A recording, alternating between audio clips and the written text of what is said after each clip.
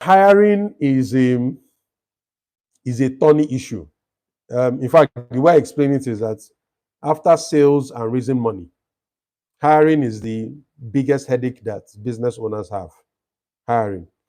And why is that? Why is it that in economies where we're saying the unemployment rate is really high and there are a lot of people that are looking for jobs, people are desperately looking for jobs. On the other hand, in my constituency, I work a lot with business owners and entrepreneurs. And the complaint is still there that you can't find sufficient capable people that can do the kind of jobs that you want them to do. So what is going on here is that you have a lot of people who are looking for employment, but many of them are not employable, as it were. Employable. So if you are going to hire somebody, the first step is you need to be very clear. What do you need this person to do for you? Why this question is important is that some people know they need to hire people. They tell you, I'm overwhelmed, there's a lot to be done, but there's nobody to do it. I need help, I need to hire somebody, I need to hire somebody. You keep hearing, I need to hire somebody. But the question is, who do you need to hire?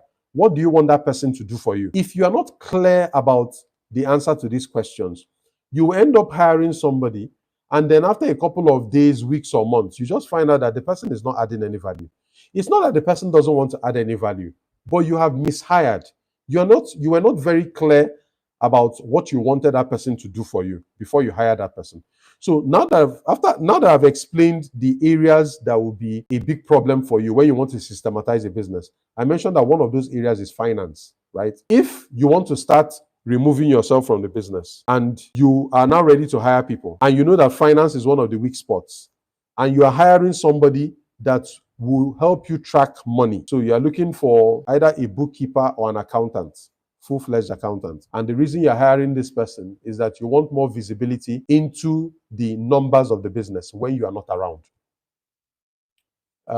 I had a conversation last week with a gentleman, and coincidentally, we were discussing this same thing. The reason we're having that conversation is that he wanted to go straight into hiring people. In fact, he said the people he has right now, he may need to fire all of them and hire new people. And my advice to him was, you can't even fire these people now because we don't even know what the data is. You've been running this business for 3+ years now, but because it's a cash-rich business, you don't even know how much profit you are making. You don't even know the cost profile of the business, how the expenses roll, how the money goes out of the business. You don't know those things. So the first person you need to hire is a finance person, either a finance manager or an accountant. And the job of that person is to keep records of all the inflows and outflows in that business, how the business is spending money. When you see your numbers, what that does for you is magical, because with your numbers alone, you can run a business without being present. And to give you an instance of this, the gentleman I was speaking with has about 3 different locations of his business that run. And he gives them inputs, he gives them materials to work with. So if you're not tracking the numbers and you give one of your locations 20 million worth of inputs and they are not delivering sales for you, that you clearly know that something is going wrong.